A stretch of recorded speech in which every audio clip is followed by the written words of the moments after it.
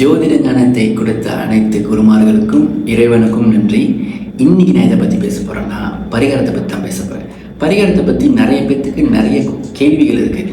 பரிகாரம் வந்து உண்மையா பொய்யா, செய்யலாமா செய்யக்கூடாதா இப்படின்ற விஷயங்கள் வந்து நிறைய பேர்த்துக்கு இன்னி வரைக்கும் ஒரு கன்ஃபியூஷனாகவே இருக்குது. நார்மலாக பரிகாரம் நம்ம பார்த்தோன்னா நார்மலி வந்து என்ன பண்ணுவாங்க, மரத்தை வெட்டுவாங்க, யாகம் பண்ணுவாங்க, பூஜை பண்ணுவாங்க, ஹோமம் பண்ணுவாங்க, புத்துக்கு பால் ஊற்றுறதா இருக்கட்டும், இல்லை வந்து எல்லாமே ஒன் டைம் திங்காக தான் இருக்கும். என்றைக்குமே வந்து அது வந்து இத்தனை ரொம்ப லாங் லாஸ்டிங்காக வந்து பண்ண தேவையில்லை. ஒரு வாட்டி பண்ணால் போதுன்னுவாங்க. ஒரு வாட்டி பண்ணோம்னா இவ்வளோ தொகை நம்ம கொடுக்கணும், கொடுத்துட்டு அதை பண்ணோன்னா எல்லாம் சரியாயிரும்னு சொல்லுவாங்க. நீங்களே லாஜிக்கலாக யோசிச்சு பாருங்கள், ரொம்ப தூரம் போக தேவையில்லை. லாஜிக்கலாக யோசிச்சு பார்த்தோம்னா நம்ம எப்போ செஞ்ச கர்மாவோ, என்ன செஞ்சோமோ, எத்தனை வாட்டி செஞ்சோமோ நம்மளுக்கு தெரியாது.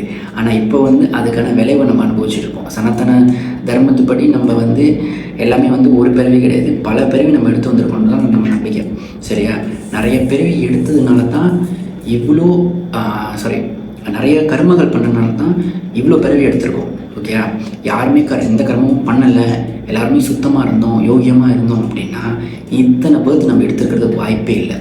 ஓகே, ஸோ இவ்வளோ கர்மா பண்ணால் தான் நம்ம இத்தனை பேர்த்து எடுத்திருக்கோம். ஸோ அந்த கர்மாங்களை கழிக்கிறதுக்கு ஒரு பரிகாரம் பண்ணால் போதும், ஒரு ஹோமம் பண்ணால் போதும், ஒரு யாகம் பண்ணால் போதும், ஒரு மரத்தை அடித்து வெட்டினா போதும்.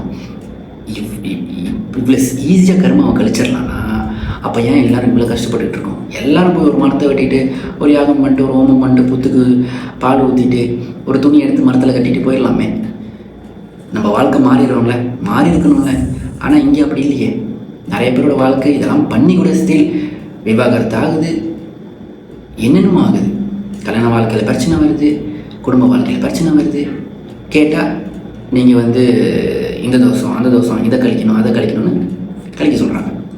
இதெல்லாம் வந்து உண்மையாகவே வந்து ஒத்தா இதெல்லாம் வேலை செய்யுமான்னு கேட்டால் என்றைக்குமே நம்ம ஞாபகம் வச்சுக்கணும், நம்ம வந்து கர்மாவை அவ்வளோ சீக்கிரம் நம்ம அழிக்கவே முடியாது. ஏன்னா கர்மா ரொம்ப ஸ்ட்ராங், நம்மளை விட கர்மா புத்திசாலி. ஓகேயா?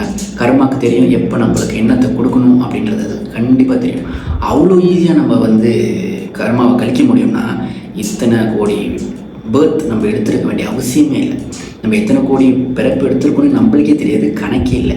உண்மையாகவே கர்மாவை அவ்வளோ சீக்கிரம் நம்மளால் வந்து விட்டு ஒழிச்சிட்டு வர முடியும்னா ஸோ புண்ணியமே இல்லை.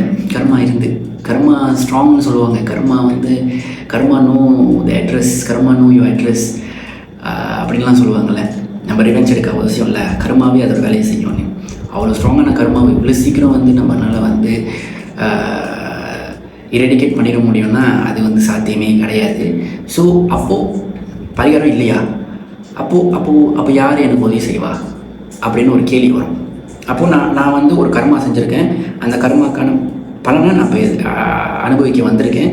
அது நல்ல கர்மாவாக இருந்தால் பரவாயில்ல, கெட்ட கர்மா செஞ்சுருக்கேன்னு வச்சுக்கோம். இப்போ நான் கஷ்டப்பட்டுக்கிட்டு இருக்கேன். அப்போ அதுக்கு என்ன பலன்? அப்போ அதுக்கு என்ன வழி? சொல்யூஷன் இருக்கணும்ல.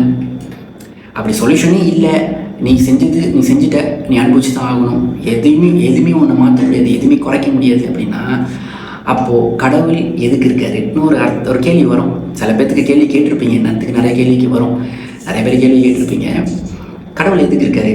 கடவுள் இருக்காரு அப்படின்னா ஏதாச்சும் ஒன்று நம்மளுக்கு உதவி பண்ணணும்ல. அப்போ எதுக்கு கடவுள்? நான் ஒரு கர்மா செஞ்சுட்டேன், அந்த கர்மாவை அனுபவிக்க வந்திருக்கேன். இப்போது அந்த கர்மா வந்து பேட் கர்மாவாக இருக்கும்போது அதுக்கு நான் வந்து பேட்டானே வந்து கான்சிக்வன்சஸ் வந்துட்டு நான் அனுபவிச்சாகணும். கரெக்டாக இல்லையா? ஸோ அப்படி இருக்கும்போது சொல்யூஷன் என்ன அப்படின்னு ஒரு கேள்வி வரும். இதுக்கு தான் நம்மளுக்கு வந்து தெய்வங்கள் இருக்காங்க, இதுக்கு தான் இருக்காங்க. ஸோ என்றைக்குமே வந்து நம்ம இந்த ஒன் டைம் திங் இருக்குல்ல. ஃபார் எக்ஸாம்பிள் இதை நான் முதல்ல சொன்ன மாதிரி வாழை மரத்தை வெட்டுறேன், அதை வெட்டுறேன், இதை ஊற்றுறேன், அதை பண்ணுறேன் அப்படின்னு சொல்கிறத விட கடவுளை நம்ம கெட்டியாக அந்த உண்மையான பக்தியோட, நம்பிக்கையோட, ஒரு கன்சிஸ்டன்சியோட அந்த நம்ம பக்தியை செலுத்தும் போது நம்மளோட கர்மா கண்டிப்பாக கழியுன்றது தான் ஜோதிடத்தில் இருக்கிற ஒரு ஒரு அற்புதமான விஷயம். ஸோ ஃபார் எக்ஸாம்பிள் இப்போ நான் ஒரு எக்ஸாம்பிள் சொல்கிறேனே. இப்போ ஃபார் எக்ஸாம்பிள் வந்து எல்லாரும் வந்து ஒரு சனி பகவான், ஒரு அஷ்டம சனி வந்துருச்சு, ஒரு கண்டக சனி வந்துருச்சு, ஒரு என்ன சொல்லுவாங்க 7.5 சனி வந்துருச்சு. நான் போய் வந்து சுற்றுறேன், பரிகாரம் பண்ணுறேன். என்ன பரிகாரம் பண்ணுறேன்னா அவருக்கு நெல் விளக்கு வைக்கிறேன், நான் போய் நவகிரகத்தை சுற்றுறேன் அப்படின்னு நம்ம கிளம்பிட்டோன்னு வச்சுங்க, என்ன நடக்கும்? அப்போ என்ன கேட்பீங்க? ஓகே, நீ சொன்ன மாதிரி நான் போய் நவகிரகத்தை சுற்றுறேன்ல, சனி பகவானை சுற்றுறேன், இதுக்கப்புறம் என்ன அவர் என்ன பண்ண போகிறாரு? அப்போ தான் உங்களுக்கு அதிகமான தாக்கம் அது இன்னும் அதிகமாக இருக்கும். ஏன் அப்படின்னா, இப்போ ஃபார் எக்ஸாம்பிள் நம்ம வந்து ரியல் லைஃப் எக்ஸாம்பிள் எடுத்துக்கோமே. இப்போ ஒருத்தவங்க உங்களை போட்டு அடிச்சுக்கிட்டு இருக்காங்க, அவங்ககிட்டயே போயிட்டு சரண்டர் ஆனீங்கன்னா உங்களை ஒன்றும் அடிப்பாங்களா அடிக்க மாட்டாங்களா? அடிக்க தான் செய்வாங்க. ஆமாவா இல்லையா? இது ஆப்வியஸாக நம்மளுக்கு தெரிஞ்ச ஒரு விஷயம். ஆனால் உங்களை அடிக்கிறவங்களோட முதலாளிகிட்ட நீங்கள் போய் சரண்டர் ஆனீங்கன்னா, அதாவது உங்களை அடிக்கிறவங்களுக்கு மேலே இருக்கிறவங்ககிட்ட நீங்கள் போய் சரண்டர் ஆனீங்கன்னா கண்டிப்பாக உங்கள் மேலே இருக்கிறவங்க என்ன சொல்லுவாங்க? பரவாயில்லப்பா, போதும், இது இவனுக்கு இது போதும், ஸோ இவனை விட்டுருன்னு ரெக்கமெண்ட் பண்ணுவாங்க. ஆமாவா இல்லையா? இதே கான்செப்ட் தான். ஃபார் எக்ஸாம்பிள் சனி பகவான் எடுத்துக்குவோம். சனி பகவான் எங்கே இருக்கார்? சனி பகவான் வந்து ஃபார் எக்ஸாம்பிள் உங்கள் லக்னத்தில் வந்து உங்கள் ஒரு மேஷ லக்னம் வச்சுக்கோம். மேஷ லக்னத்தில் அவர் வந்து 5ஆம் இடத்துல இருக்காருன்னு வச்சுக்கோம். ஸோ 5ஆம் இடமான விஷயங்களை அவர் கெடுக்க போகிறான்னு அர்த்தம், இல்லை தாமதப்படுத்த போகிறான்னு அர்த்தம். ஆமாவா இல்லையா? இப்போ இதுலேருந்து எப்படி தப்பிக்கிறது? நான் போய் நவகிரகத்தை சுற்றணுமா? இல்லை. என்ன பண்ணணும் அப்படின்னா, இதெல்லாம் எப்போ நடக்கும்?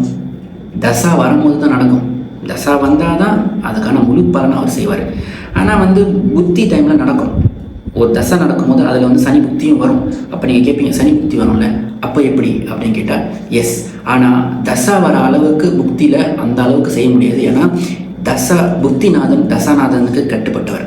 ஓகே, தசாநாதன் அப்ரூவ் பண்ணால் தான் புத்திநாதன் வந்து அவரோட வேலையை செய்ய முடியும்.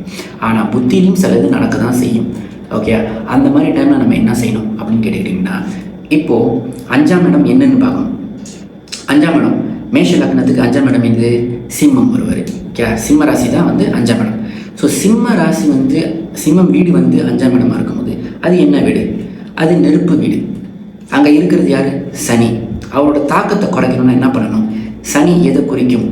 காவல் தெய்வங்களை குறிக்கும், குலதெய்வங்களை குறிக்கும், சிவனை குறிக்கும். ஸோ இவங்களெல்லாம் நீங்கள் போய் வழிபடணும். எப்படி வழிபடுறது? இப்போ விளக்கு போடலாமா? ஓகே, இப்போ சனி வந்து 5ஆம் இடத்துல சிம்ம வீட்டில் இருக்கும்போது அது நெருப்பு வீடு. அவங்க அந்த பர்டிகுலர் வீட்டில் இருக்கும்போது நீங்கள் போய் விளக்கு போடுறதுல ஒரு நியாயம் இருக்குது. ஆனால் இப்போ என்ன மாதிரி பரிகாரம் செய்கிறாங்கன்னா, இப்போது நிறைய பேர் என்ன பண்ணுறாங்கன்னா, எல்லாரும் போய் விளக்கு போடுறாங்க. அது சொல்யூஷன் கிடையாது.